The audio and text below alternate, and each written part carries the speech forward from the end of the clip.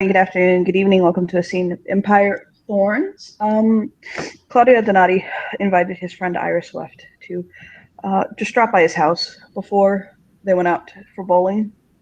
So he gave her the address, kind of sent her a rough idea of where to go, maybe a hop map or something, and he sent her sent her that. So he lives in a brownstone in Brooklyn, and that is where Miss Swift finds herself at his at his stairs. And she's going to make her way up the steps and use the door knocker, because I'm assuming there is a door knocker. Very shortly thereafter, it really doesn't take that much time. He'll kind of open the door. He's wearing jeans and but again, it's those nice denim jeans. Socks. He's got like black socks on, and a button-up T-shirt on, and kind of untucked right now.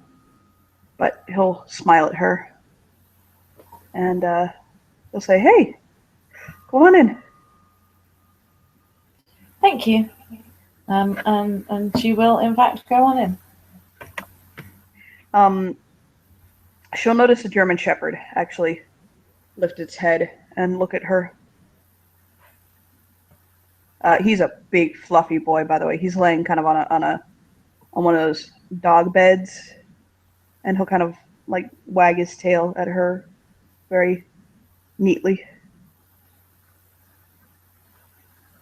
And she'll wander over and let it sniff her hand. It'll sniff for like 2 seconds and then immediately start licking. I'll kind of smile at her. That's my dog, Strider. I normally have him with me at the court, but the children take him. They play with him, so.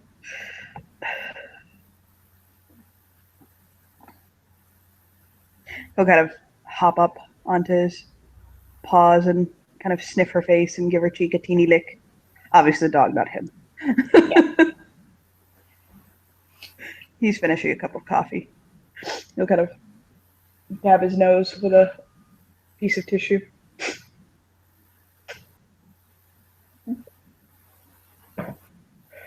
Would you like a cup of coffee or anything before we go? Oh, I'm fine, thank you. Okay. He had something akin to like Ella Fitzgerald, or kind of that older smooth jazz. Do you know what I'm playing? You know what I'm saying? Yeah. Playing. So he'll kind of wrap up a couple of things around his house. Again, you saw the pictures of it. It's very it's a very tidy home. There are little touches of obviously someone lives here. Just kind of like a blanket with a book, like near a chair. Just stuff, paperwork here and there. Like a couple of bills. Just stuff. The doll is actually sitting on the chair. The doll you got is sitting on the chair near the book he has. The book is a hardback copy of City of Thieves. Nice. And he'll go and he'll wrap some stuff up, and he'll. Does she have a name yet? She had a name when we got her, Donatella. It's a nice name. It was my sister. I'll kind of shrug his coat on. And Iris is going to shake the tiny doll hand. And then she's going to head off out with Claudio.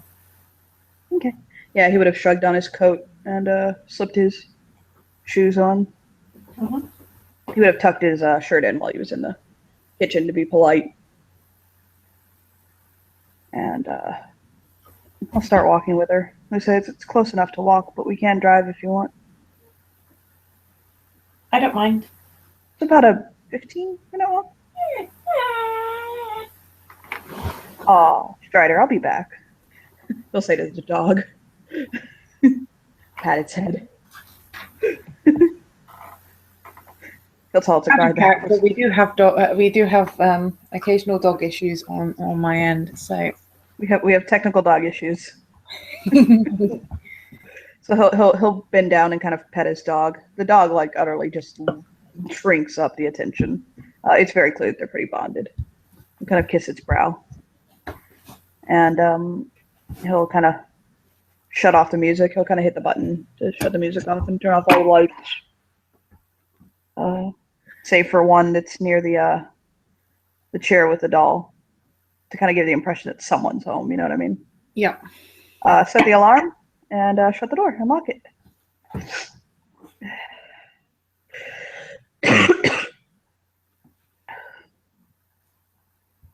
So how was your day? It was good. What did you do? Soren and I have been, and Theo have been doing some research. What?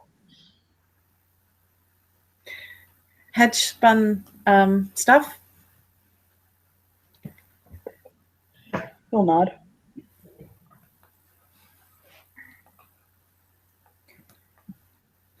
That's a pretty broad area. What specifically?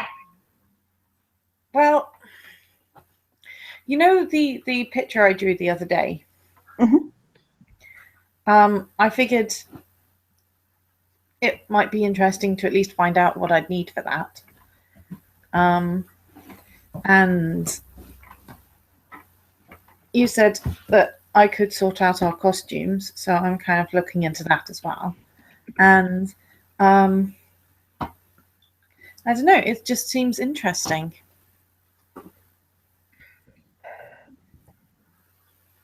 He'll nod and smile. He seems a little more distracted today than he normally does, but it's not worthy of the other overlay. Mhm. But he's just being he's quieter than he normally is. But it doesn't seem as though it doesn't seem like anything bad. It just seems like he's probably like it's one of those things where it's like he has reached his limit for the shit he can do. Yeah. And has now had to leave it in the hands of others. Yeah. And it's to the point where it's like, I want to micromanage everything so badly, but if I don't step away, I'm going to have a heart attack. Mm-hmm. But he hasn't relaxed yet, basically. He's still kind of in that mode where he needs to kind of decompress and kind of just remember he's around Iris now so he can relax and just kind of, He's listening to her and he is like absorbing what she's saying and he's being interactive. It's just he's not at the point yet where he can contribute. Yeah. If she leaves it open, but he is listening. So, do you go bowling very often? No, I've never been out. I like to do it. It's fun when there's someone else to go with, or if there's I think it's one of those group games. I know some people can go alone and kind of hop in on a amateur league or team up nights, but it's one of those things that I think is better with friends. Yeah. The last time I went, I think I was 10.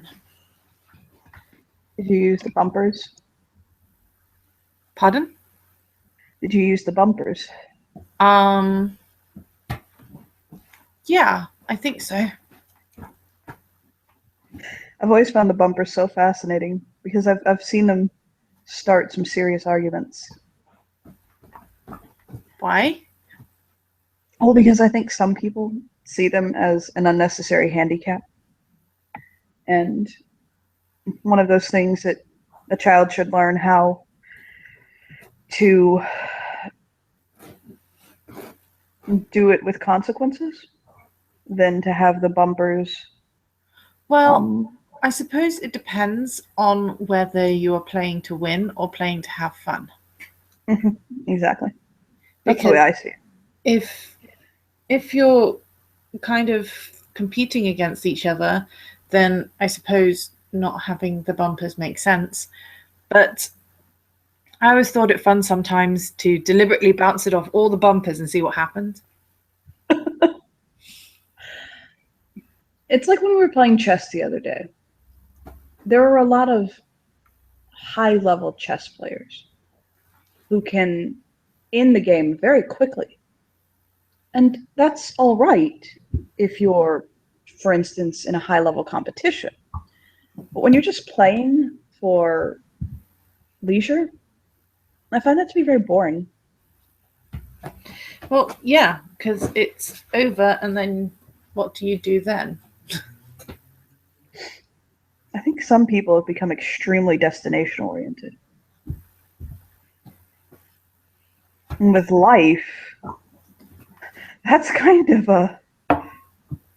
that's a bit of a dangerous outlook to have. It's good to have goals and to want to fulfill those goals, but if you're so keyed and geared on the goal itself and you miss the little things that the little milestones along the way, you know, Yeah. that's life. You're missing life at that point. Yeah. I guess when you're kind of used to watching it all happen to somebody else, it's fun to do things. It doesn't have to necessarily get you there fast. Although, that being said, it is nice to work towards making things in general. Mm-hmm. I think that's why I'm going to borrow from my own life here, actually. I think that's why my two favorite sports are soccer and horse racing.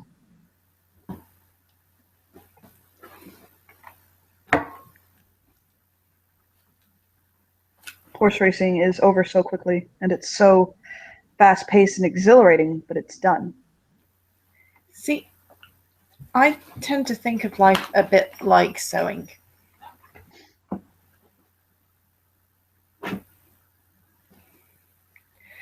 You can, sew something together fairly quickly if you're just putting the fabric together and, say, making a cushion cover. But you can also take the time and embroider things. And what you get at the end depends on what you put in along the way. Mm-hmm. I actually learned how to embroider because of Donatella. She wanted to learn how to do it, and there was no one to teach her except for me. No, that was so. That was very sweet. It's always nice learning things for other people.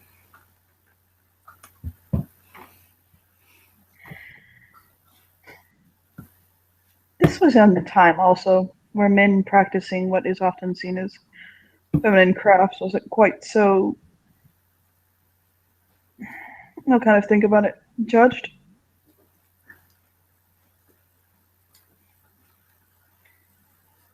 The only craft I've never really been able to sit down and really grasp is probably knitting. I mean, I understand the concepts. I understand the way it works. And I mean, if you asked me to make a chain, I could. But to fashion an entire item outside of pot holders and scarves, not happening. We'll kind of shake his head. Well, have you tried weaving? No. It's kind of similar, except completely different. In that you're making cloth out of wool. It's just a very different way of doing it, because I love the way you. I'm so sorry. I love the way you said that. It's kind of similar, but completely different. Well, it kind of is. So similar principle, similar theory, different principle, maybe. Kind of. I mean, it's all about interlinking the wool together in a way where it won't fall apart. Mm-hmm.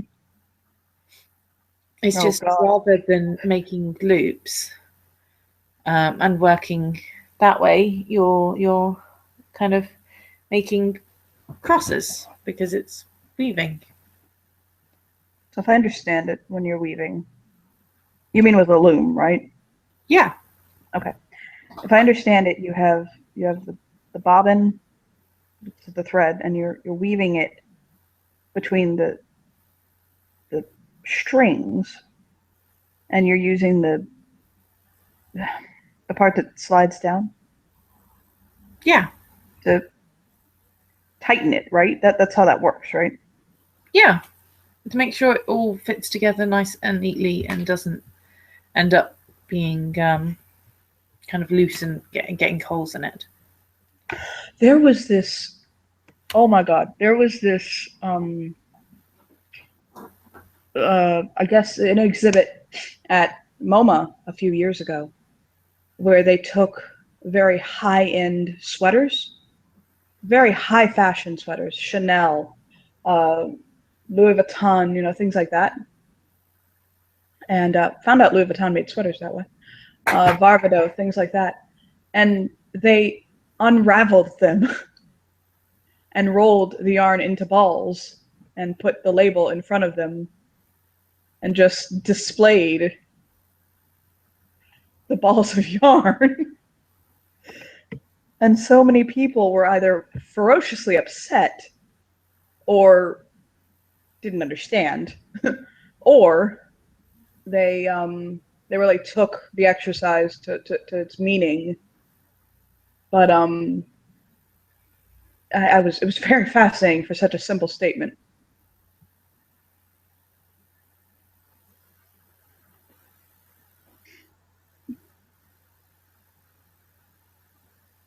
Are you there? Yeah, Until out of game. I guess that. She's just kind of thinking. He'll look at her.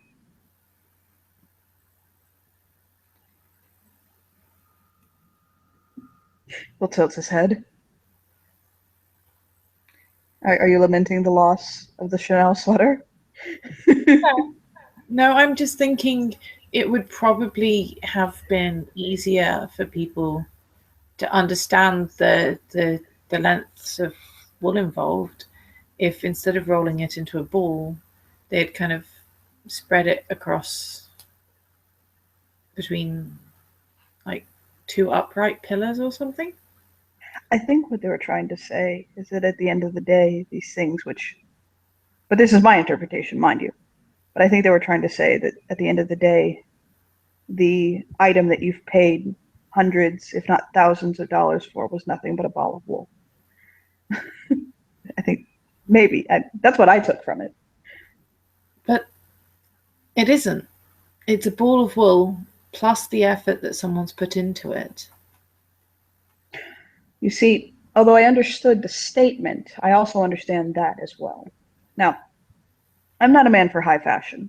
I understand and respect, especially concept fashion, but I do respect art and the art of fashion. And although I don't believe I would ever pay more than a good grand for a shirt, I can respect the work that goes into getting that shirt onto a rack. You know what I mean? Mostly. Well, In that she understands pretty much all of it, except she doesn't really get the money part. well, hold on. Let me see if you can figure that out. It's the money part. She's not understanding. Because he's like, I wouldn't spend more than $1,000 on a shirt, and if she really kind of realized how much that was, she'd be like, seriously? That's like pushing it for him. That's like you really have to want that shirt. He does not wear that kind of clothing. Yeah. His clothing is like he mentioned actually something. He wears Varvado, Calvin Klein, stuff like that. You know what I mean? Mm-hmm. He wears like mid-level designer brands. Really? That's the dog. I know.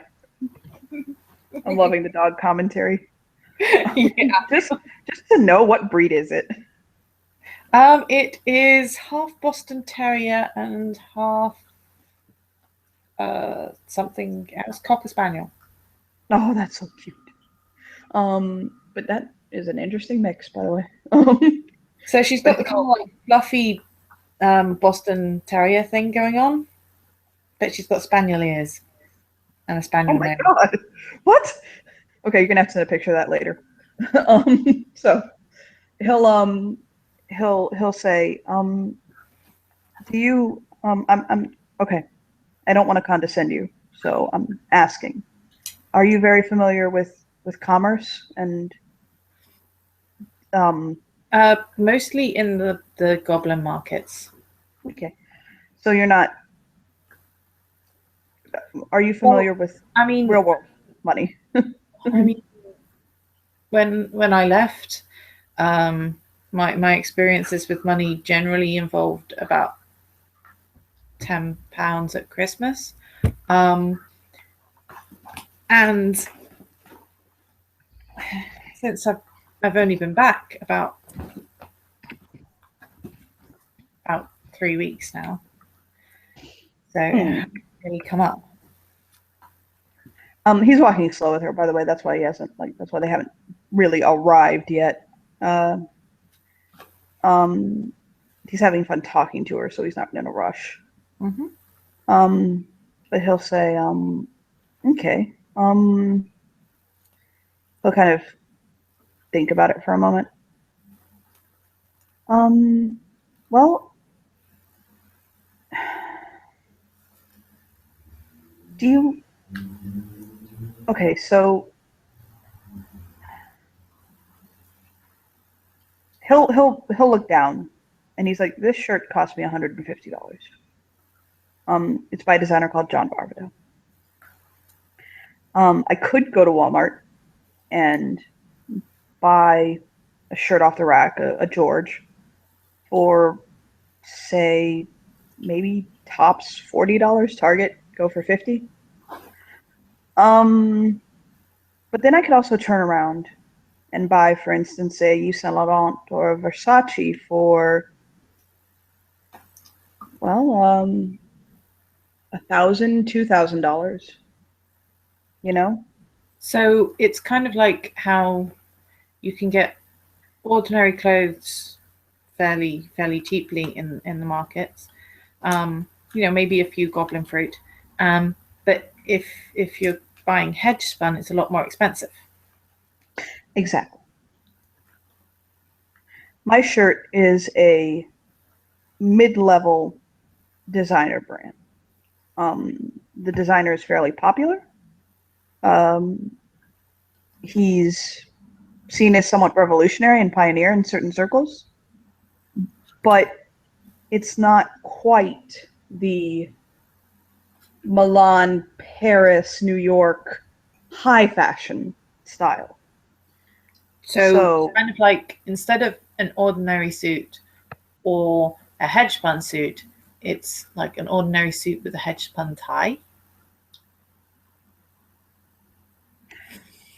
Maybe the better way to put it is that it's ordinary fabric crafted by a hedge spun crafter. Ah, okay. Does that make sense? Yeah. Now, there are certain things I will splurge on. Now, there are some people who spend to excess no matter what. There are certain things that I will splurge on that people consider to be perhaps a bit superfluous. For instance, my suits are tailor-made, but it's because I believe a suit is one of those things that needs to be formed to your body, you know? Yeah. I think it looks better than when you're wearing a suit, you're doing it to impress. The purpose of the outfit is to impress people.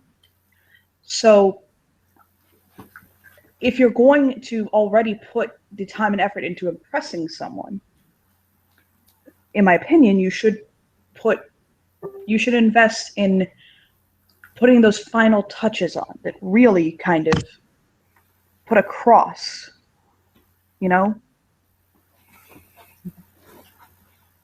I mean, but the fact of the matter is I try to be understanding that that's a privilege, you know?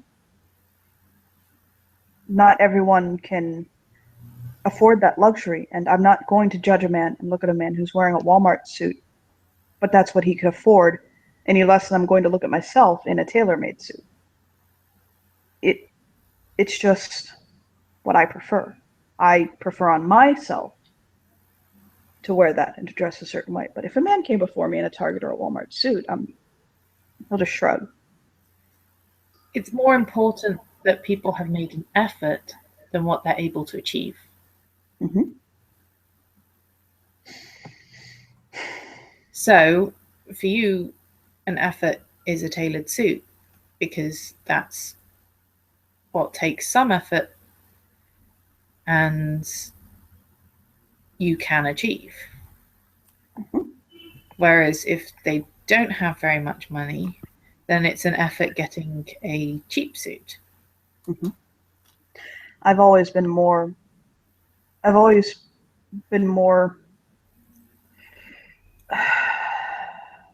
give me 1 second to look the word up because I believe I'm using it right, but it's so important that it's the right word. Hold on.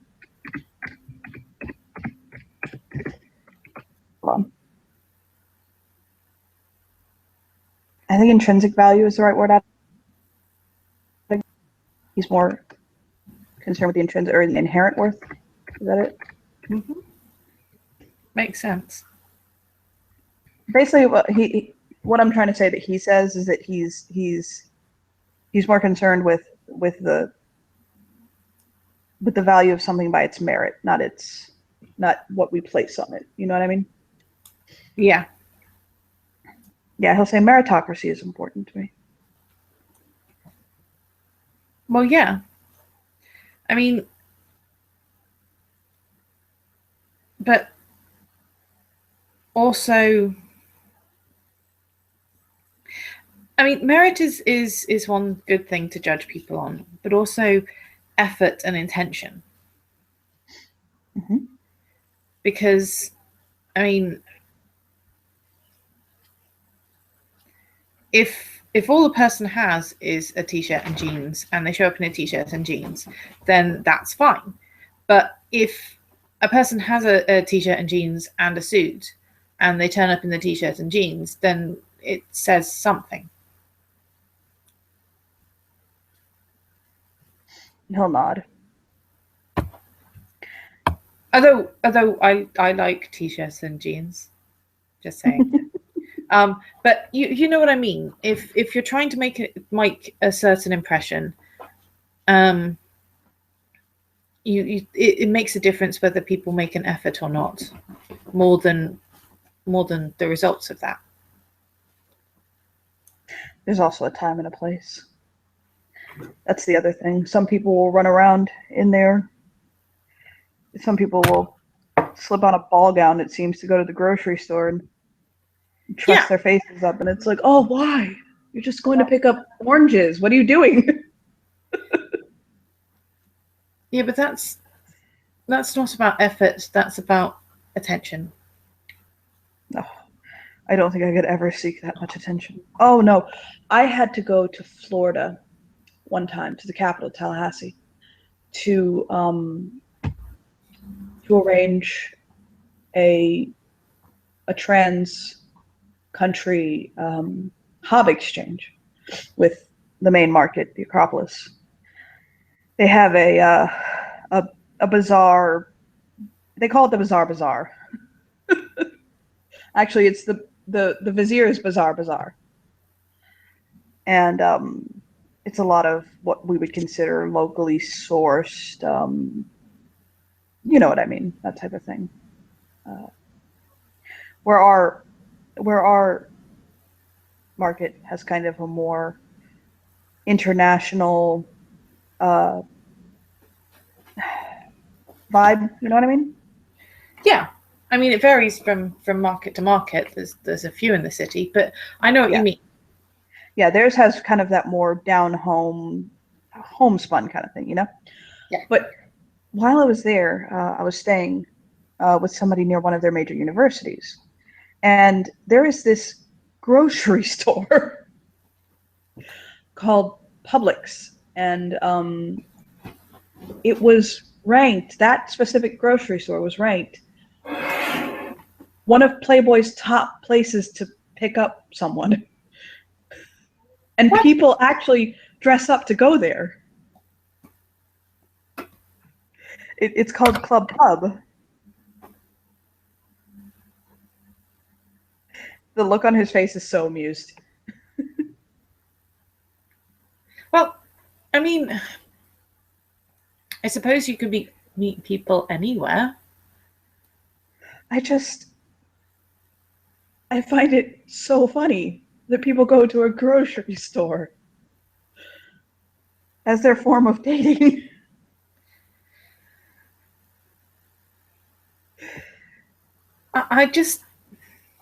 I don't know. I mean, like I said, I suppose you can meet people anywhere, but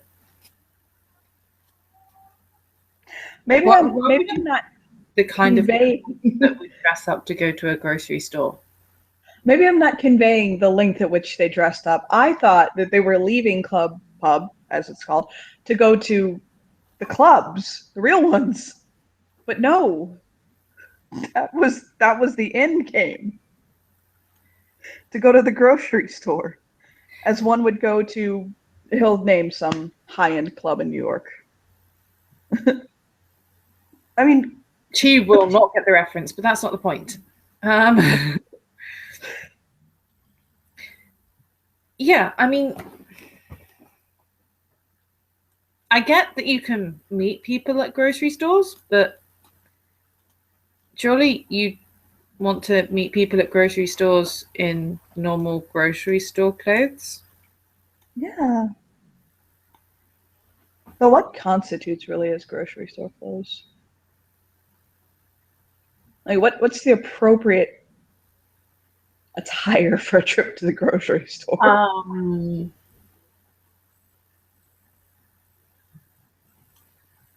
Covers all the important parts and doesn't have diamonds. Shrugs. So I was okay the other day when I skipped down in my sweatpants and sweater. I had some trainers on. Don't let anybody know from the court. No.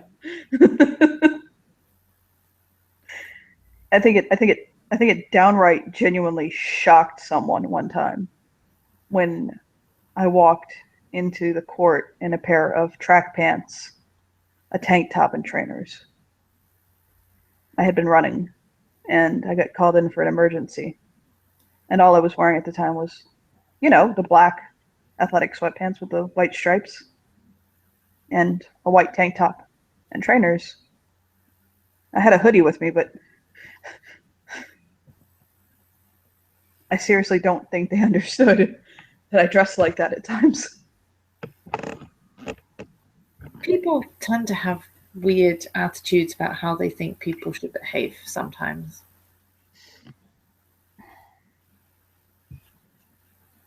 God forbid I should ever show up in my pajamas. But what if it's a really, really big emergency and it's the middle of the night? Or if I don't know, you were having stuff fixed at your home, or there was so if a dragon attacked trying to the court, do bad thing and you decided to sleep at the court. well, I sleep at the court sometime. I have quarters here. So yeah, you could just be there and wandering down to the kitchen to get a drink. Well, I usually throw on a robe, but I also have a kitchen in my quarters. It's an apartment. I kind of chuckle. But normally when I sleep, I wear sleeping pants and that's it. So they're gonna have to deal with bare chested.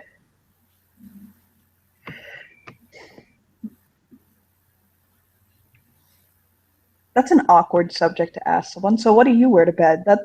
There's no way to ask that. It kind of varies, I suppose. It depends on how tired I am. You just crash down in your bed in your clothes. Sometimes. Oh, I did that the other day, actually. I and not even had the dignity and grace to go to my room. I just sprawled out on one of the couches. Well, I generally don't have much in the way of rooms, so it's usually about 5 steps to my bed. How small is your hollow? It's not very big, but it doesn't have to be very big. I have one. It's about what kind of think and motion to the size of about a 2-point hollow. Mm-hmm. But it has other stuff. He's got a higher point hollow, but it's more in like protection and the stuff that's in it and stuff like that. Yep. But so yeah, he'll point, and there's a building with like a bunch of cars and like people and stuff like that. It's not terribly busy tonight, but it's busy enough a little bit. And he'll say, "That's where we're going."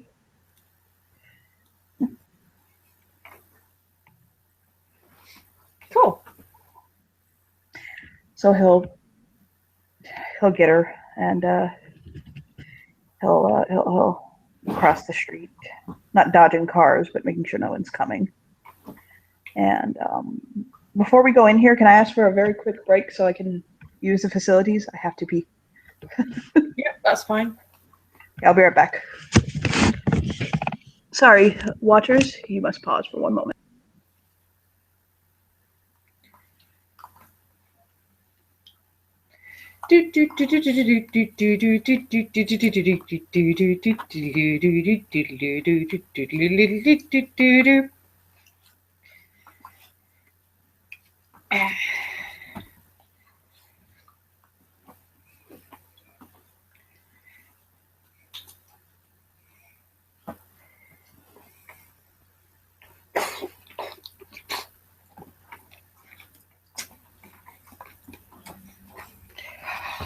Oh, who's got fluffy ears? You've got fluffy ears. Yes, you do.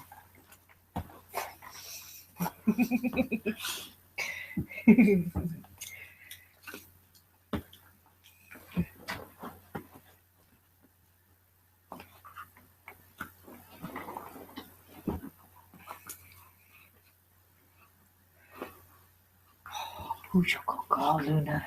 Who's your good girl?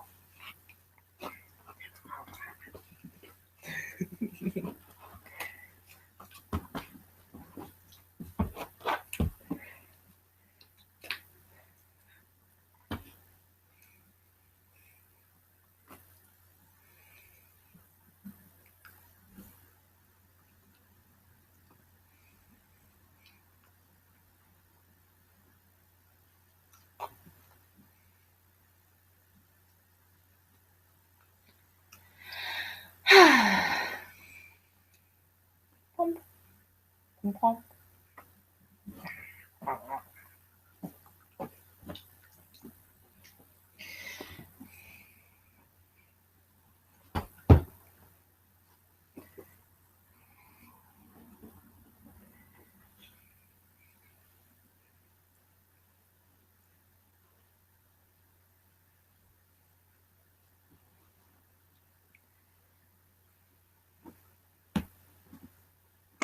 I'm back.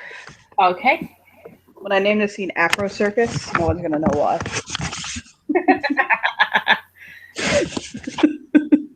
Yeah, I then asked Luna, who has fluffy ears.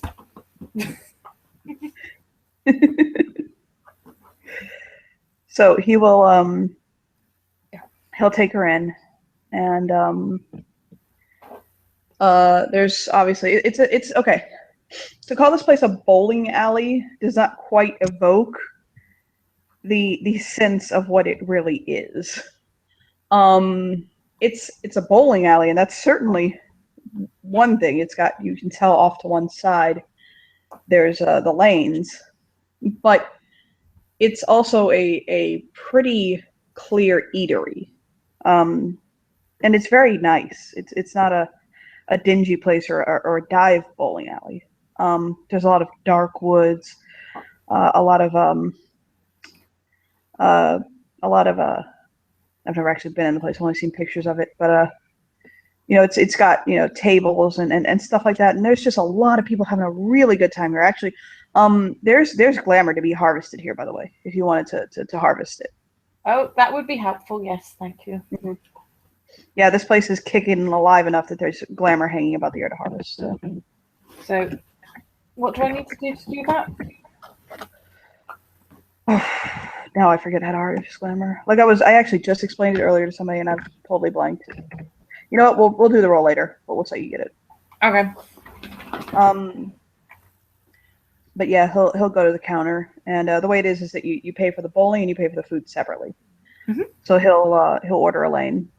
He'll get them. He'll say, "What size shoe are you?" Not sure. The tender will ask for her shoe, and she'll hand it over.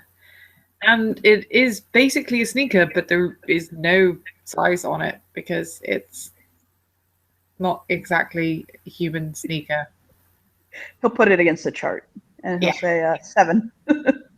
So he'll hand you a pair of 7s, mm-hmm. and he'll hand him a pair of size 12s. And they're kind of like lockers for you to put your shoes and any other things you kind of want to put in there. So he'll go and he'll shove his. He was wearing not like dress shoes, but actually no, with the weather the way it is, he was wearing a bit of a heavier shoe. So mm-hmm. But he'll kind of slip that in there. I imagine she gets her shoes in there too. And he'll go and he'll say, "So you wanted pizza, right?" Yeah. This place has pizza, chicken, like fried chicken. The fried chicken is, oh my God, it's really good. There's mozzarella sticks, stuff like that. Is there anything else you'd want, or? Mozzarella sticks sounds nice. Okay. And what do you want to drink, or do you just want to split the pitcher? She'll shrug. Okay. Something. So he'll grab something fruity. Okay. He'll get actually. There's a blueberry rogue beer. It's a pale, and it's really good. So he'll go and he'll order that and grab some bowling balls and get them situated in the lane with the pizza to come. He already has the mozzarella sticks and the burr. And he'll pour her a glass and pour himself one. And he'll say he'll sit down at the computer, and he'll say, "Okay, what name do you want?" Iris. You don't want to use a silly nickname? He'll type in El Maestro. Pardon? He types in, actually, he'll type in El Magnifico, like playfully, and smile at her. So I didn't quite hear that. There was there was whining. Yeah, he'll type in El Magnifico for himself and smile at her playfully. Rainbow. He'll type in rainbow for her. He'll add Rainbow Bright on the end.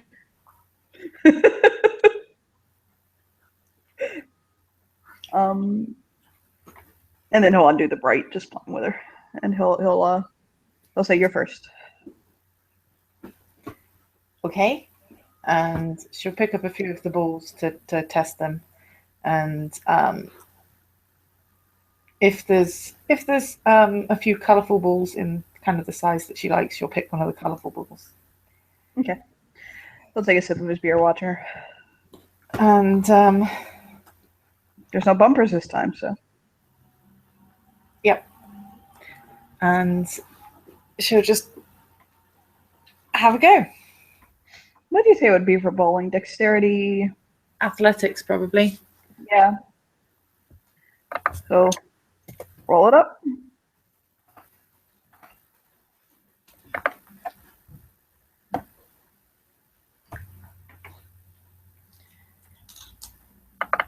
And her speciality does definitely not apply.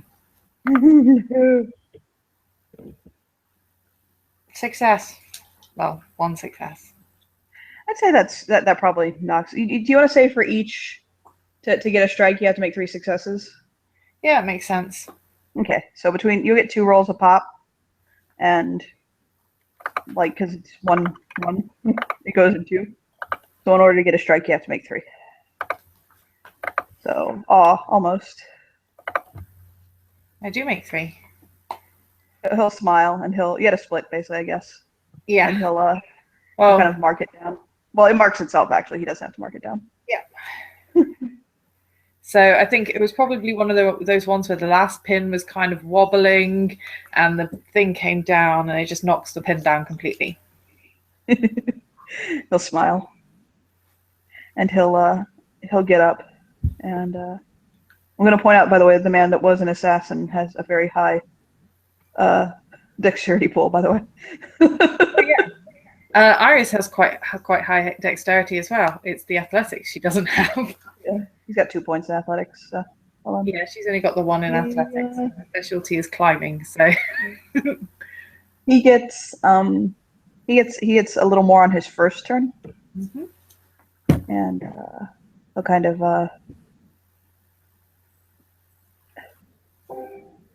no, you.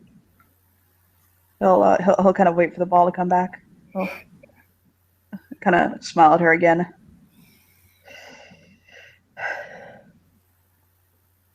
He basically pulls the same thing you do.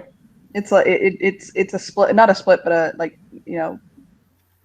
what do you call it when it's, I don't know bowling well enough, but it goes down like kind of last minute. He's like, oh yes, so close. Kind of. I was more doing my wibbly bit because it was only the rolling again on the 10 that got the 3rd success. But yeah, he'll come and sit back down. The pizza has arrived by this point, so he'll slide a slice over onto a plate for her, take a slice for himself, and it's that gooey cheese that like trails. There isn't any pineapple, is there? No. No, this is a valid question. Yeah. He ordered he would have honestly like kind of talked to her about what to get, but yeah, because he doesn't eat tons of meat, so it's probably a veggie supreme. Yeah, that's fine. So he'll pass. Would have gone with ham and mushroom, but okay. But she's generally okay with everything except olives, anchovies, which I have no idea why they ever ended up in a pizza, and pineapple, because it spoils the entire pizza. Oh Lord. He probably would have gone a split ham, mushroom, veggie lover then. Cool. So yeah, he'll slide the ham and mushroom over to her and take a veggie lover slice for himself and nom on a bit.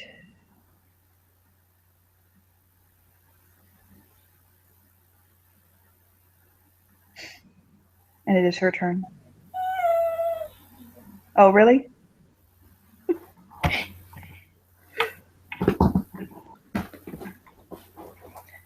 So yeah, nomming on pizza.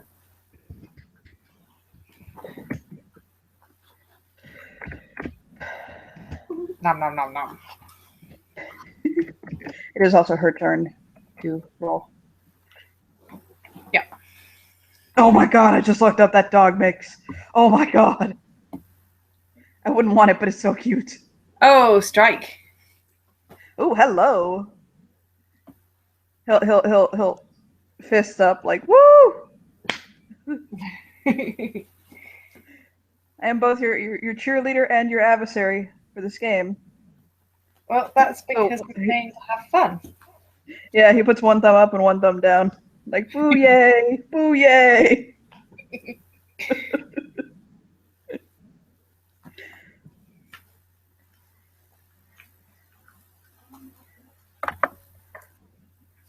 I think when you get a strike, you get another roll, right? Do you? Okay. I can't remember. I haven't gone bowling in ages. Or whatever, so have I, but we're the only two doing this scene. So. 2 successes on the second one, so probably like 6 of them down. Okay. That means you get the second roll. Yeah. I got 2 on the second roll. Okay. When your character went to do it, yes, yes. When she went to make the roll, get it.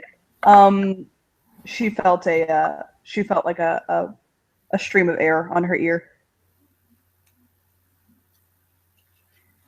Okay.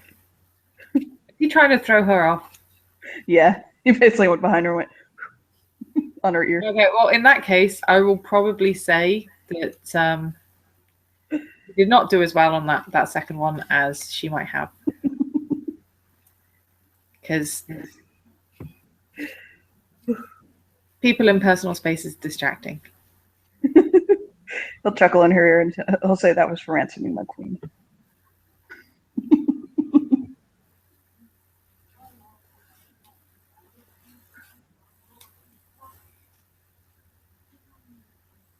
So, it's your turn. He'll kind of smile at her and pick up the. Would he have needed a presence roll, by the way, for that to come across as more playful and less threatening?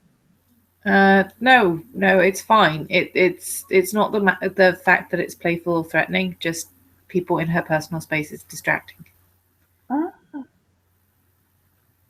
Whether it's in a good way or a bad way, it varies depending on the person. But it's something that catches her attention. Would he have needed a roll for it to be something that didn't discomfort her terribly? No, it's okay. She did that. Okay. Like I'm saying, it's not that she freaks out about it. Just it's something that she would find distracting because it's something she's not used to. I get it. 1, 2, 3, 4. 1, 2. Because she spent half her life in a tower where it was basically just her. Yes. I looked it up, by the way. You don't get a roll after you strike, but he strikes. He strikes too. Cool. So it'll mark down the points. Mm-hmm. He'll sit down, and because of the way this place runs, you can actually take a bit of time between the turns if you actually want to sit and eat and not play. It won't like timer and bitch at you like some places do. Yeah. So he'll sit down and he'll take a few more bites of his pizza. Worst pizza you've ever had. Go. Pineapple. Yeah, just pineapple in general makes it the worst pizza. I accidentally had some of my mum's Hawaiian once instead of my ham and mushroom, and it was terrible. And even when we picked the pineapple off, it still tasted terrible, the whole pizza.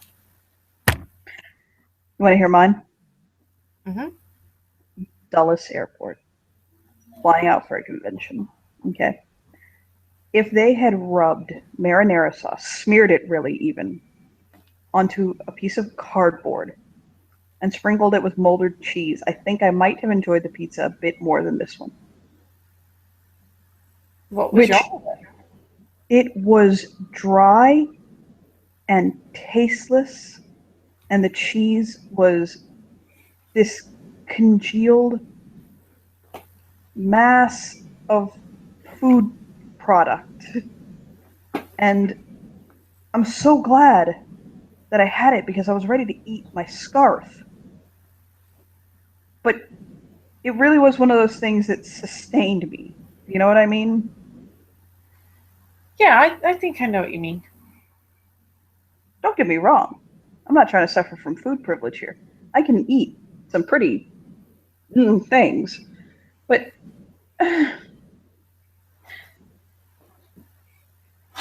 But will pizza not. used to be a treat. Exactly. This was not a treat. There was just nothing else to have. It was late, and It's oh, kind of like fruitcake. I don't think I've ever actually eaten modern fruitcake. Well, it's like cake is supposed to be a treat, Mm-hmm. and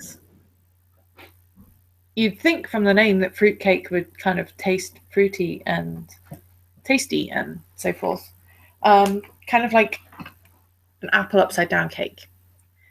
But um, but no, because it's always so thick and stodgy and it almost tastes burnt with all the brown sugar and it's just not nice. And then they put icing and marzipan on top, and the icing and the marzipan is tasty, but you're like, this cake is supposed to be a cake. One time, someone made this apple ring cake, but they went a bit heavy on the egg and the oil, and I couldn't finish it. I wanted to so badly, and I hate when that happens because I don't like food waste. But it's just so disappointing when ingredients get wasted. Well, if they went to the effort to make it, they at least tried. I know, and that's why I was so sad. I tried so hard to make it, but it was upsetting my stomach. There was just too much oil. But I got through a lot of it, and I think I spent about 30 minutes trying not to bring it back up. And I felt so bad for her. She was so proud of her creation, but at the same time, I also had to tell her, you might want to adjust this and that because in future, no one could eat the thing. No, actually, His Majesty ate it to a gulp. Yeah, well, he's a big wolf, and their digestive systems are different. He ate it in people.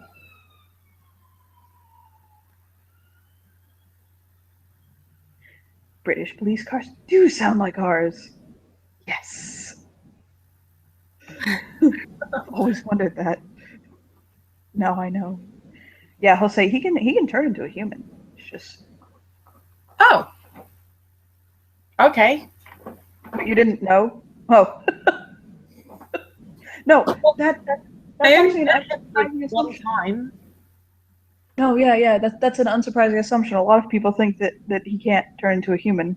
I've actually noticed that. But no, as I understand it, the wolf came after. He was a very young child when he was taken. He was Well, about you spoke about how you couldn't tell whether he was a wolf before he was a human or a human before he was a wolf. I just didn't know he could change shapes now. Mhm. Yeah, he doesn't tend to. He tends to like to stay in his lupine form, but he can change. It's an Maybe ability that's he why does he was so possess. excited when he saw the armor drawing. I Because think if people anything keep. positive excites him. Pardon? I think anything positive excites him. But I'm sure he was extra excited when he saw it. Because I think if I had two forms and I liked one better because it suited me better, but everyone tried to do things based on the other one, I'd like it when people made clothes for the form that most people didn't pay attention to. That's very kind of you.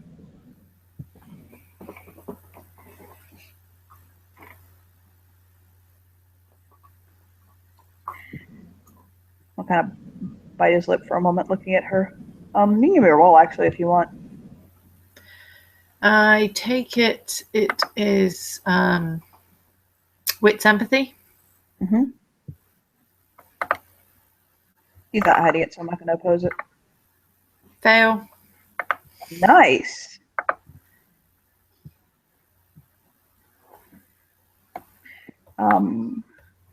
He'll kind of look at the thing to see if it's your turn or his. I think it's my turn.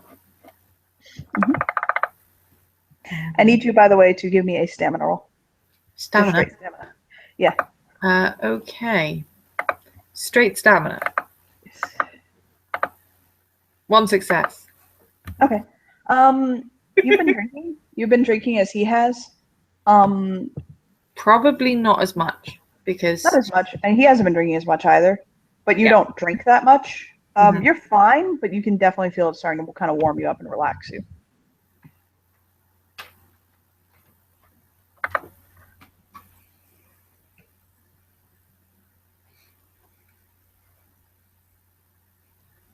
So he'll motion for her to take her turn.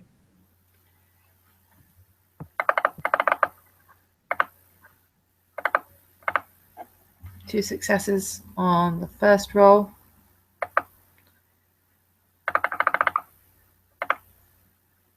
No successes on the second one. Goes right through the middle of the split. He'll smile and he'll get up. He's gotten a little quiet, but it seems more like he's thinking.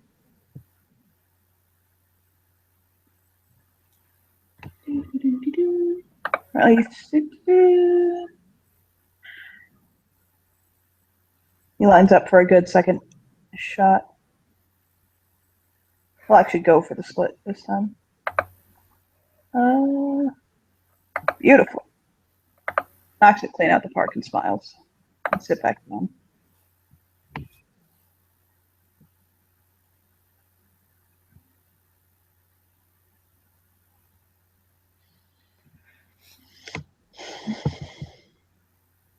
He'll just kind of watch Iris for a moment, kind of smiling at her very softly. When he sits back down, I like from where he is at the thing. That's weird. I need to look at his contracts for a quick second. There's something I wonder if he can do. I think I gave him the contract to do it, but need to see if he has the contract I'm thinking of. Don't worry, it's nothing for your character, it's for himself.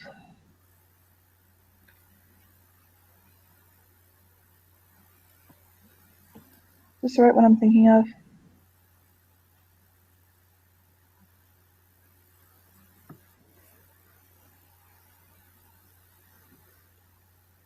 One second.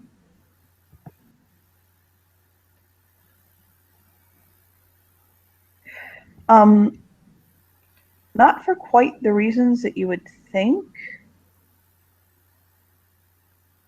What is your character's composure weird? Composure weird. 5. Yes. Because 4 composure, 1 weird. One second. Let me see something. You can roll your composure weird. You have to get more successes than him. Oh, my tits. I don't think I do. Yeah. Because I have 2 successes and he has 4. Yeah. Although it's opposed, it's not necessarily like you notice him do anything. He used to keep its eye on her, and that's to basically see what her desire is. He wanted to he wants to know what her desires are, and he understands they're probably not for him, but he's just trying to kind of. There's only so long I can go with him being a game master without giving himself an edge. So he wants to know what her desires are. Mm-hmm. Is it kind of immediate desires or long-term desires, or? Let me see. Pardon? Let me see. Hold on. The changeling learns one of the subject's desires. Okay. Desires. Right now, I'm going to go with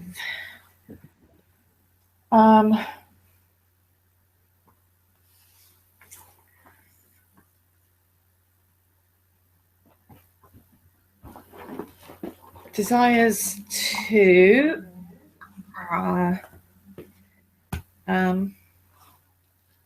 it's hard because there's like a whole bunch of different conflicting ones.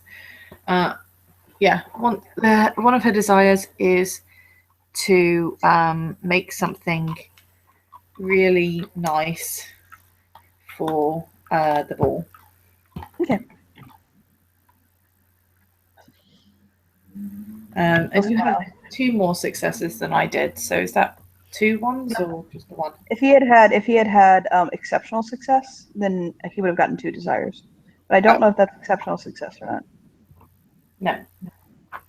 Yeah. So he just has 1 of her desires. So yeah, is to make something really nice and pretty for the ball. So so what are you thinking for the ball? I know you sent me your ideas, but do you have any I do think she actually sent Claudio her ideas. Oh, she did. Okay, yeah. Soren. Like, yeah. She says so. So what are your ideas for the ball? Well, I was thinking maybe something that matches but isn't the same. Okay. And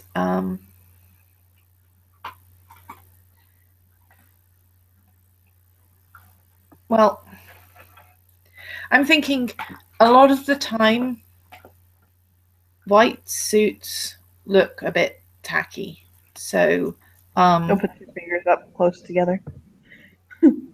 Pardon? He'll put 2 fingers up close together to show a little bit. Yeah. So I'm thinking along the lines of something dark for you and something light for me, because that way they complement each other but they don't match. Mm-hmm.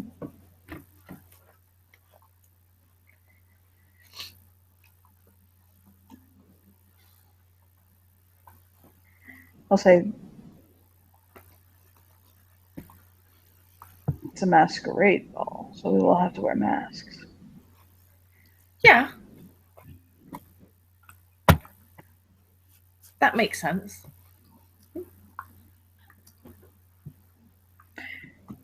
One second. This is actually extreme. It's one of his higher dice rolls, so hopefully he succeeds. He does. Okay.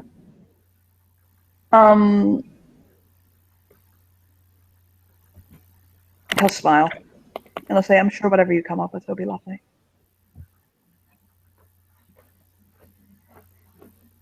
So what does he succeed with his dice pool?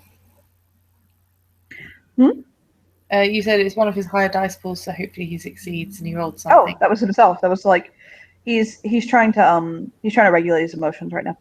Ah, okay. He's afraid. He's like really afraid right now. So okay. He's trying to hide that. I mean, he's trying to like control it and let it relax. So wits, empathy. As his role was that he was trying to control it and not hide it, it is something your character might be able to pick up on.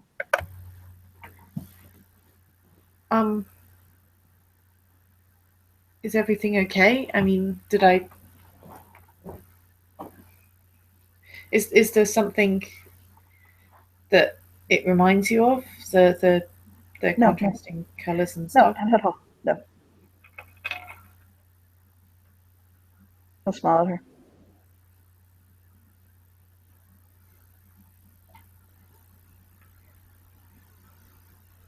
Give me a second to actually try to shift his mood back towards being jovial again. Oh, Lord Almighty. Good mercy. For a brief moment, he looked legit like something frightened him. And then like that, he goes back to being happy and sparkly eyed and fine. And and natural. It seems natural. And he'll basically get up and he'll say, "Isn't it my turn?" Um, Out of character, I really can't remember. So we'll just go with it that they'll continue bowling. If you want, we can also put an end. Like we can say they just keep bowling. Yeah. So yeah, they'll bowl. They'll eat pizza. They'll finish the pitcher. He's done at that. He doesn't drink much. He doesn't drink very much. Mm-hmm. And I take it they'll start walking back to his place. Yeah, I'm not trying to cut short the conversation. Just I figured the bowling side of it. It's to the point where the that part is like fine to kind of fade to black, mm-hmm. And get back to kind of the more meat of what translates better on screen. Yeah. So they'll kind of finish up. He'll get his shoes and all that stuff back, and he'll say, "I know a really nice cafe about a 5-minute walk from here. Do you want to get some hot chocolate?" That sounds good. Do they have cake? Mm-hmm.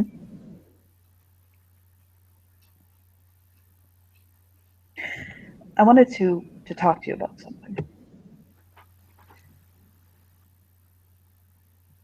Okay. It's nothing. Like, don't worry. Like you realize that his voice sounded maybe a little graver than you wanted it to. That's not what he was. Yeah, that plus for. the fact that he's just been afraid about something and she doesn't know what. So Yeah. So my durance was spent. I gave you. I know I talked to you some about it. It was spent pretty much.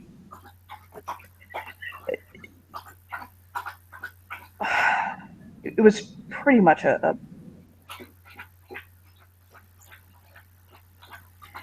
he kind of stops as though he doesn't quite know how to describe it. When you're inside it, it makes sense. You know what it is. But when you're looking at it from the outside subjectively, like it's kind of hard to put a finger on what he's trying to describe, Uh-huh. It was a very isolating experience. And I didn't, to get close to other people it put your life at risk. That would pretty much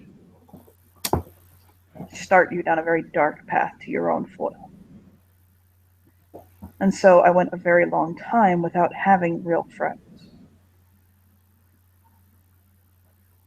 But my problem now is that although I consider you a friend, he'll kind of look at her and his jaw tightens and he'll look away. Never mind, don't worry.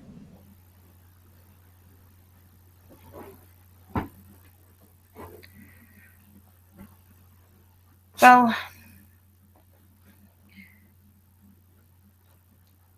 mine was kind of a different kind of isolating, I think, because there was nobody there to get close to.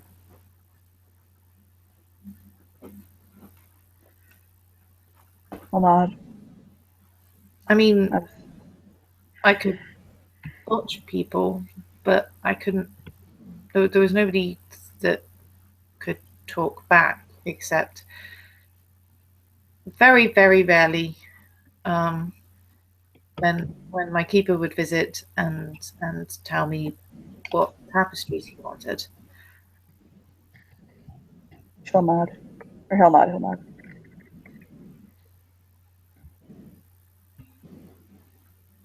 So I suppose I kind of understand not really having many friends. Although since I got back, it seems like I seem to have more of them than I thought I would. It's left me in a place where I it's hard to make friends even because it's like I know that there's these cues and these signs and these things that I should be reading or I should be doing or these like I was saying earlier, these milestones along the way. Do you know what I mean? Yeah. but I don't know. I don't know how to feel or how to think anymore. It's I think that's why the girl that was my lover was so easy to. I think that was why it was so easy for her to get to the quick. You know what I mean? Plus, she's very pretty. What kind of? He really does actually shrug and he'll say, "I'm not so much concerned with looks." I mean, she kept my bed warm, and that was nice. But at the end of the day, I'd much prefer to just curl up in front of my fireplace with books and read together. Sometimes it is nice having somebody else there, but it's not so fun when they poke you with the horns. I can imagine. So I suppose it's probably similar. She shrugs. I kind of chuckle.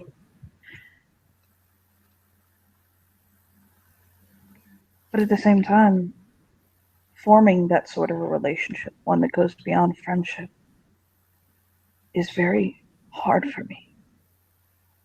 Because although I want one, it's like looking at something almost immeasurable in scope and yet is so ephemeral and real and right there. You know?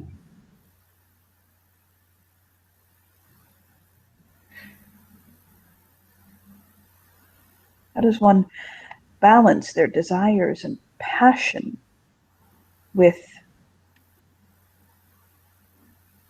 respect and coexistence? It's one thing to fall into each other's arms and to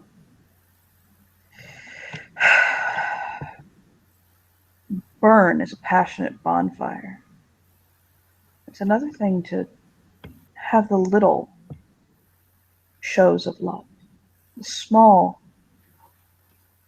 little things that show you're thinking about each other or that you're in each other's worlds, but you're not each other's worlds. You know what I mean? I think so. Kind of. That's what, Well,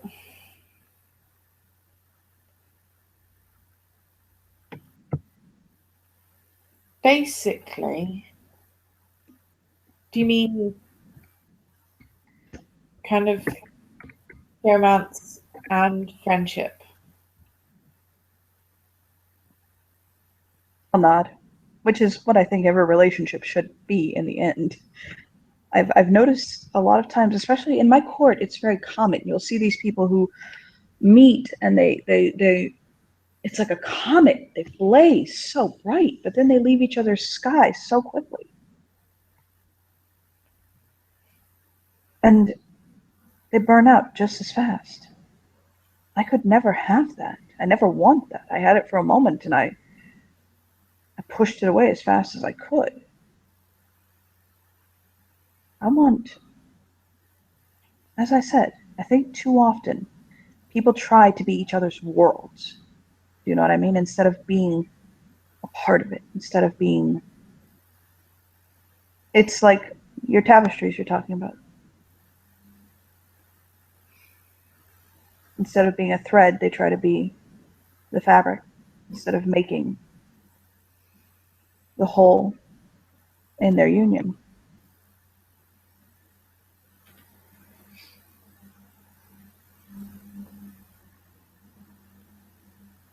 Does that make sense? Yeah, it certainly seems like some people.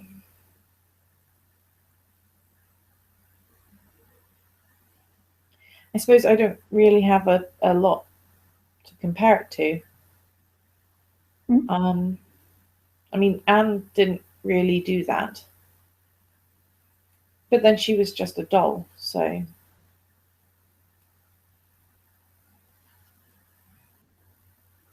He'll stop, like for a moment. Um, Not someplace dark, but kind of almost like not in the center shine of a streetlight, nothing so thematic or kind of like that. And he'll kind of casually turn towards her.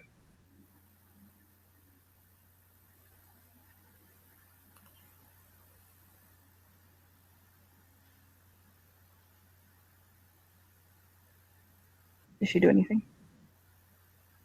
She just kind of blinks and waits to see what he's doing.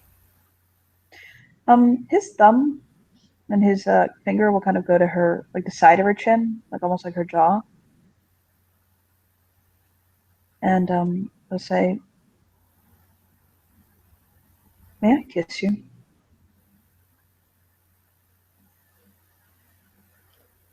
He didn't want to just do it. That'd be fucking rude. Yeah. Again.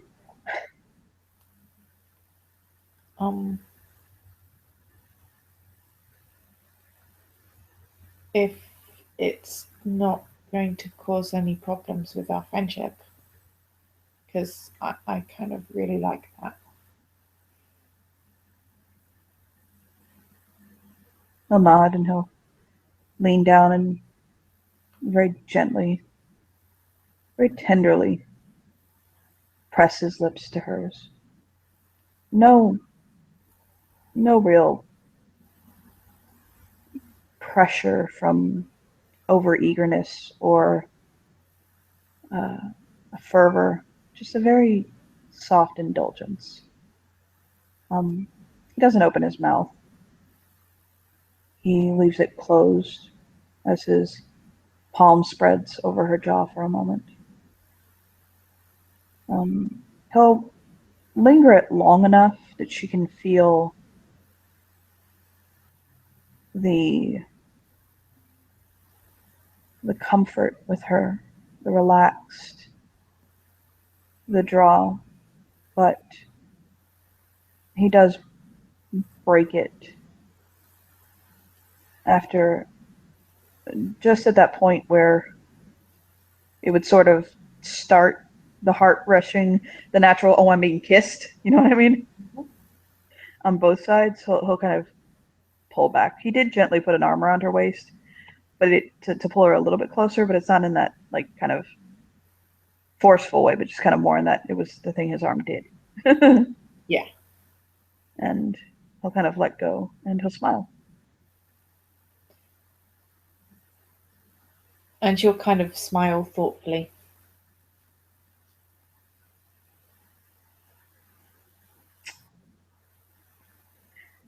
He'll give it a thought, no peck or nose for a moment.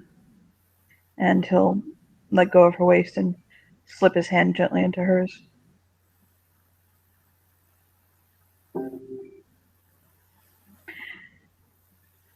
Even if Nice. no, yeah, he'll kind of he started to talk and then he couldn't. He'll just kind of almost softly blush and he'll say, oh, "It's been a while since I've done that actually, like that." But even if something more develops here,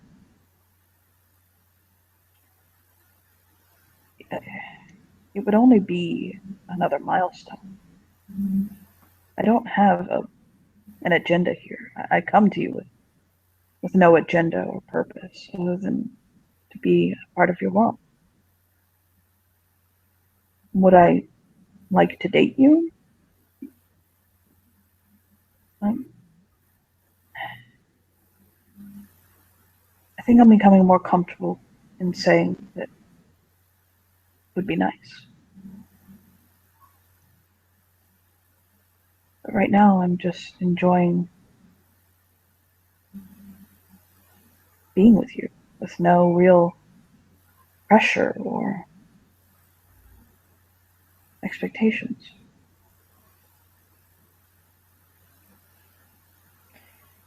She'll nod.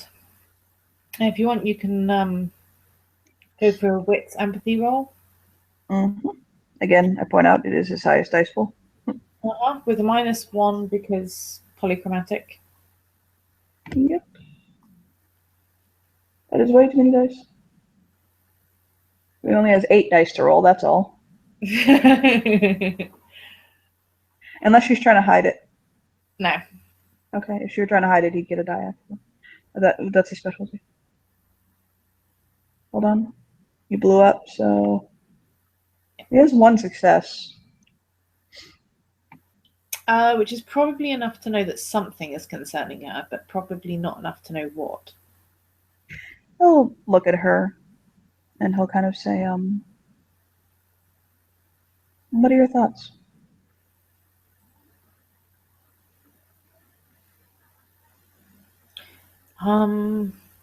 There's lots of them. He'll kind of reach in the air and he'll like he's pretend grabbing something and he'll blow it back at her. That one. Well, playfully catching one of her thoughts. Well,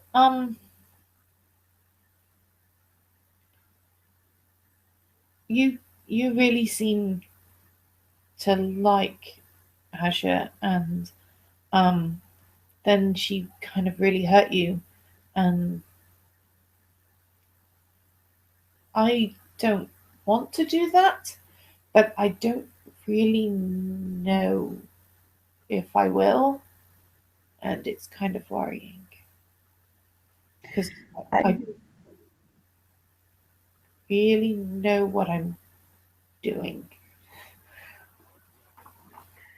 I wish her all of the best, sincerely. What happened between us was not a mistake, but it got out of control. And out of character, something he probably would notice because he's a game player. Mm-hmm. He didn't actually tell her who it was. Oh, he assumed that girl has spread it all over town. Like, that one's one of those things where it's like, Donati and him slept together. Yeah. But he does note that she apparently is in the rumor mill as well. And he'll say, I wish her no ill. And I hope that she goes on in life. I'm afraid that my fear is that if her and Ferran's relationship continues, it's going to become problematic for one or the other. She very much enjoys her lifestyle and the way she lives. And in order to be what some would consider fit a proper queen, and this is of no judgment of my own, she's going to have to change her behavior to stay with Ferran and to become more than his consort. And Ferran needs, as you said, a patch. And a queen would honestly be one of the best. Beyond that, I'm afraid she's going to hurt him if she continues her behavior. And such. And he's kind of big and growly sometimes. So. Mm-hmm. But I respect Azure. I would hope that she would respect me in return. She asked me the other day if I was interested in you romantically, and I told her that I have no agenda, and I told her as such. She didn't believe me, but I told her I enjoyed your friendship and I enjoyed your companionship. That there was no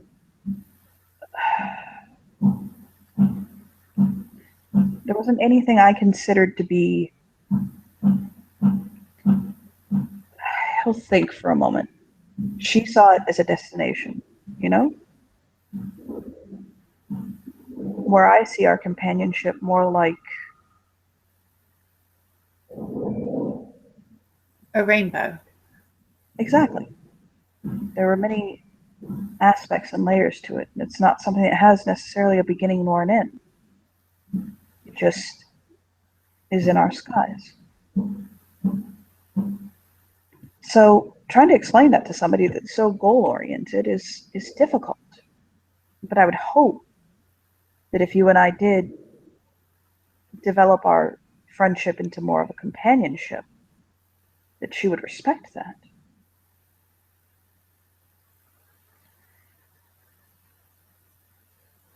Especially since I've moved on and respected that she is with Fromm.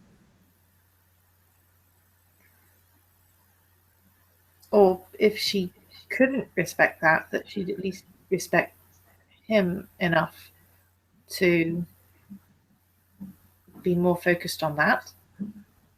And that's my main concern. I'm afraid that if you and I were to consider deepening our companionship, that by not doing it out of her feelings, how much of a disrespect would that be to the king? You know? No, I mean, surely she should be more interested in her relationship. I know. But I also see it in a way, especially as his high Circe, that if I did not trust his lover enough to assume that she would be happy with only him and not pursue a relationship of my own, that in turn it would speak of a distrust in the king's judgment. That was some like serious level fucking politics, like etiquette bullshit. Like it was like game player level politics etiquette. Mm-hmm. So you see? But he thinks like a wolf, and they love because they love. That doesn't mean that the courts do. And that doesn't mean that other people won't see my actions.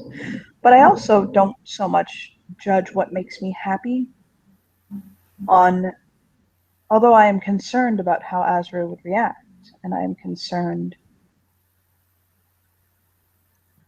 I don't want to hurt her. I also won't allow her jealousy to drive me away from you. I see it akin to, and please don't take this the wrong way, but it's all I can think to compare it to. I see it as a small child throwing a tantrum over a toy that she can't have, doesn't want, discard it even, and then getting upset when it's given to their friend. I wouldn't indulge that sort of behavior. I don't. As I said, I cared for her very much. I care for her, but you're my priority. You're the one who took time to. You see me. Well, shouldn't you be your priority? Well, no, I meant in the form of connections with other people. I prioritize myself fairly highly. I try not to make a martyr of myself. But between you and Azure, you are my priority. Your emotions, how this would affect you. I do, if I had to prioritize things and put one person's emotions over the other, naturally I would shift towards yours.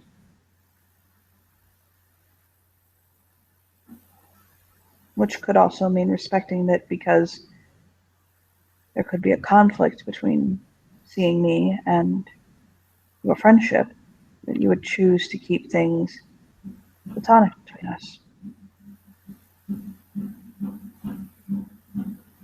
That also stands even if you just want to keep things platonic between us. I don't have any expectations. But She looks slightly relieved by that. But I am attracted to you. And there is a growing desire for you in me. But it is something that could be, it could be either be fanned or left to warm to embers. And that part's up to you. That's not my choice to make.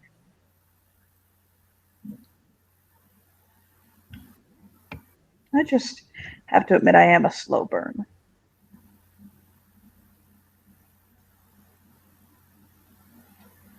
She's just going to nod thoughtfully.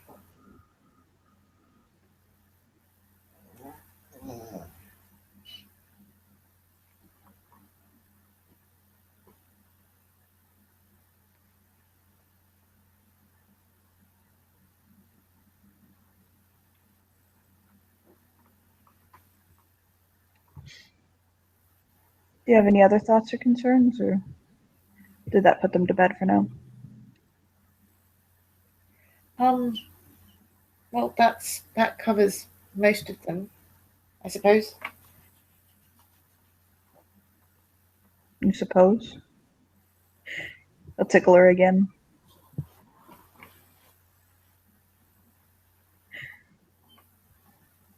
She'll just shrug.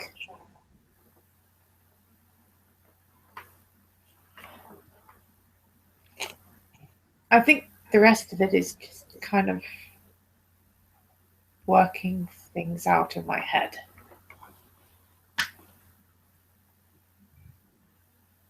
Well, as I do not exist nor live in your head, unfortunately, that is a you task. I can only watch an amusement. She's just going to poke him in the side at that. Oh, the spikes were there. Watch out. Okay. Chuckle. He is still holding her hand, but it's light. Like it's not like, death grip vice. It's kind of a more comfortable hold.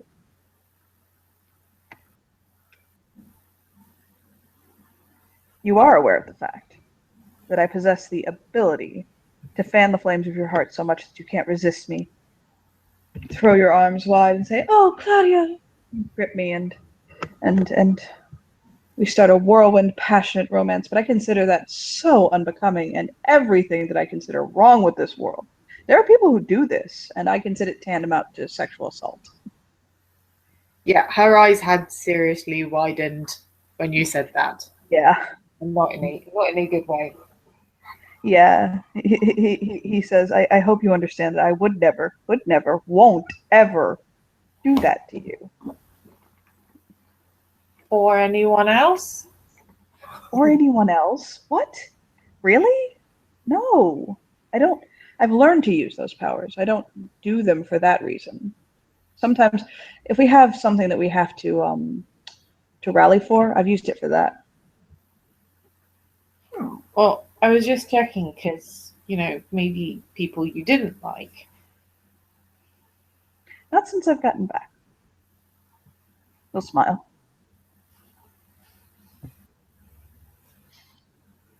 I think it's unfair. And it goes against the grain of morality. But I just thought I'd let you know that so that you know that I would never do that to you.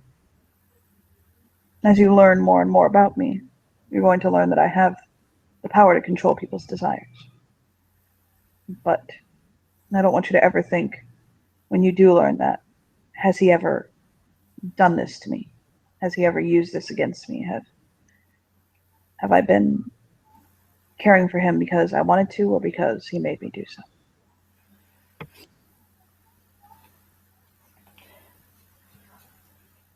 Well, I suppose that makes sense, being spring court and all.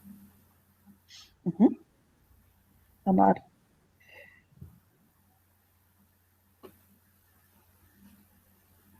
I'll open the door for her at the cafe, go inside, get them both some hot chocolate, find someplace cozy to sit with some cake and hot chocolate. I feel like this conversation has been one of those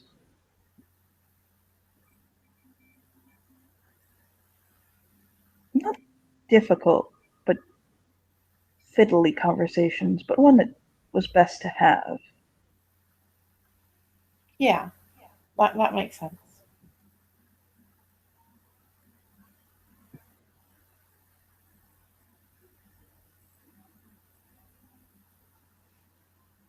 I just don't. I don't want to do wrong by you. I enjoy being your friend, and although the idea of more is both frightening and appealing to me. I don't want to lose you, but I don't want to miss out on a good relationship, a full one like I want, because of my fear. I'll just defect now and go to your court if that's the case.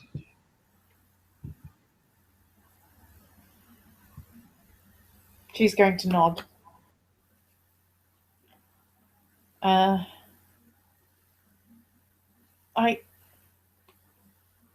I definitely know what you mean.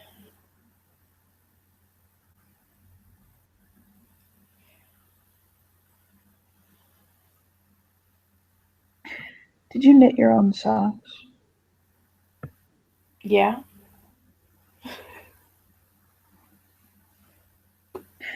Yeah, he'll kind of tug on one playfully.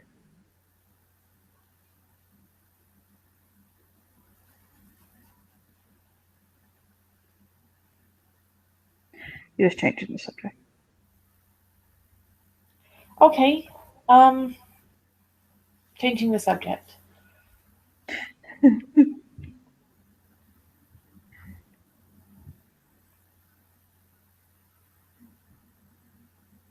Is oh, did you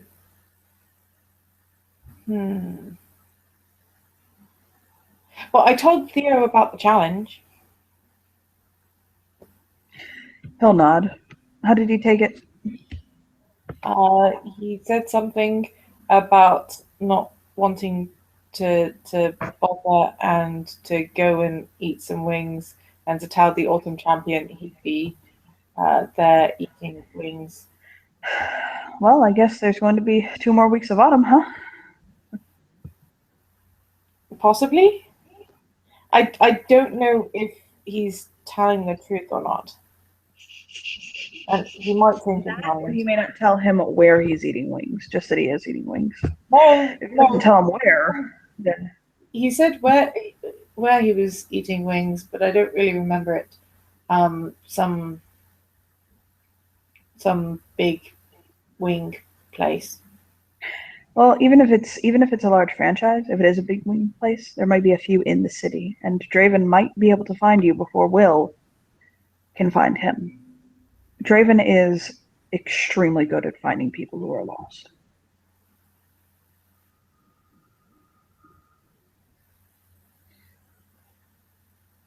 He's known for it. It's part of what he does. Okay, that makes me feel so much better. I don't even quite know how he does it. He just, whenever we need someone found, we go to him and give or take a few hours, and there they are. I don't know if it's just an internal compass thing, or if he's just very good at it, or if he's using magics, or what. But he'll shrug. That's the way it's always been. Well, since he's been back, and I've noticed.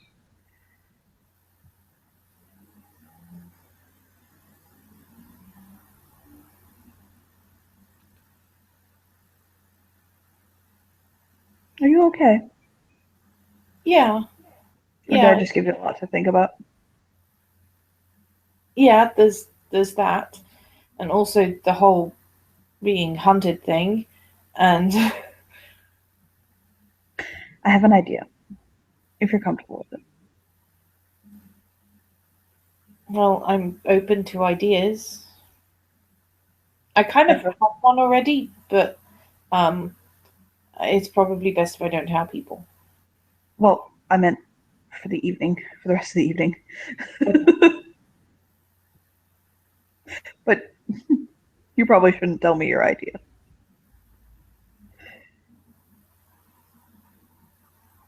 But for the rest of the evening, I was going to say, why don't we go to my house and I throw a couple logs in the fireplace, bring our hot chocolate to go, and we read for a while. Reading is good. I haven't. Yeah, reading is good. I have an office full of books. I'm sure you'll find one or two you'll like. She'll smile. So he'll get their hot chocolates to go, and he'll walk back to his house with her. I'll say, "Do you like light music on when you read, or is that just me?" I don't mind. He'll put on like an instrumental soft jazz. And he'll go back down to his jeans and his shirt. He'll slip on like a sweater. Slip his shoes off, feed the dog, throw some logs in the fireplace. Get that going. He'll point to his office for her to look for some books. Mm-hmm. Does he have Harry Potter? Yes, he does. Make me a wits composure roll. Wits composure. Okay.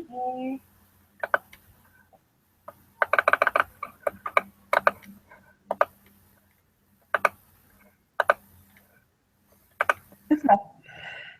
You know how sometimes people have like glass on their desk to protect stuff under the desk, like under the you know what I'm saying? Mm-hmm. She notices the painting that she sent the other day on his desk, like kind of off to the side, but still like right there under that glass to protect it. Oh. And her handkerchief, the handkerchief she made him, is sitting by under his glasses. So he wears the glasses when he's like reading and stuff like that, like when he's doing paperwork. Mm-hmm. So, so the gifts have not gone discarded someplace where he hasn't been using them. But yes, there are Harry Potter books. Because again, most of her experience of the world, well, for half her life, has been watching Anne do stuff, and let's just say the image was not close enough for her to be able to read it herself. Mm-hmm. So he kind of sat down on the couch, and he's got his book back with he's not going to be reading, like he's reading, but it's kind of more casual reading, so he doesn't have his glasses on. Mm-hmm. So he'll the way he's stretched is that if she wanted to, although she can very easily like brush like refuse it, is she can kind of like snuggle up to his side if she wants to. He's kind of like stretched in that way. Do you know what I mean? Mm-hmm. So the option is open to her to take. I think probably won't actually go for that option just yet, Mm-hmm. but she will kind of get nearish. Mm-hmm. It's a situation where, okay, the way that his couch is and the way that things are available, she can either snuggle up to his side, or she can sit on the other side of the couch to him and basically play footsies under the blanket he has. Mm-hmm. She'll probably go with that one. Okay, so they'll basically put the blankets on he'll put the blanket covering their legs, Mm-hmm. and he'll crack open his book and he'll start to read. And she'll open her book and start to read as well. And after about an hour, he will go the fuck to sleep. He falls asleep with the book basically spread open on his chest, mm-hmm. which means that he trusted her enough to fall asleep in her presence, which for him is a extremely serious show of trust. Mm-hmm. What does she do when he falls asleep at all? She will kind of look over. She'll keep reading for a bit, and then she'll kind of tuck the blanket further up. Okay. And then she'll go back to I imagine eventually she'd probably fall asleep herself if you want. And he won't touch her or disturb her or anything. He'll just wake her up to breakfast. To be honest, when she gets to the point where she's kind of drifting off, she'll kind of slightly remove herself and go home. But she'll leave a note saying, thank you for the lovely evening. I hope you don't mind I borrowed your book. I'll send her a text a little bit later saying, keep it. So I think we can end it there. Yeah. So thank you players for playing, and thank you watchers for watching. And apparently she taught him how to weave without ever touching a loom. So bye-bye.